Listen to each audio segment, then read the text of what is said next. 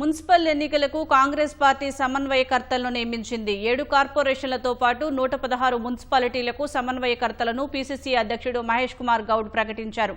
కాంగ్రెస్ రాష్ట్ర వ్యవహారాల ఇన్ఛార్జ్ మీనాక్షి నటరాజన్ ఆదేశాల మేరకు ఈ నియామకాలు చేసినట్లు వివరించారు. సమన్వయకర్తలుగా నియమితులైన వారిలో పలువురు ఎమ్మెల్యేలు, ఎమ్మెల్సీలు, కార్పొరేషన్ల చైర్మన్లు, సీనియర్ నాయకులు ఉన్నారు. వీరంతా వారికి అప్పగించిన కార్పొరేషన్లు, మున్సిపాలిటీల పరిధిలో స్థానిక నాయకత్వాన్ని పార్టీ శ్రేణుల్లో సమన్వయం చేసుకుంటూ కాంగ్రెస్ అభ్యర్థుల గెలుపు కోసం కృషి చేయనున్నారు. ఇందులో బీఆర్ఎస్ తరపున గెలిచిన 3 ఎమ్మెల్యేలు ఉండటం విమర్శలకు దారితీస్తోంది. నిజామాబాద్ కార్పొరేషన్ సమన్వయకర్తగా ఎమ్మెల్యే అరికపూడి గాంధీ, షాద్నగర్ మున్సిపాలిటీ సమన్వయకర్తగా ఎమ్మెల్యే టి ప్రకాష్ గౌడ్, ఇల్లెందు సమన్వయకర్తగా ఎమ్మెల్యే తెల్లం వెంకట్రావు ఉన్నారు. ఈ 3 పార్టీ మారినట్లు ఎలాంటి ఆధారాలు లేవని ఇటీవల ఎమ్మెల్యేల అనర్హత పిటిషన్ల విచారణ సందర్భంగా స్పీకర్ గడ్డం ప్రసాద్ కుమార్ తీర్పు వెలువరించారు.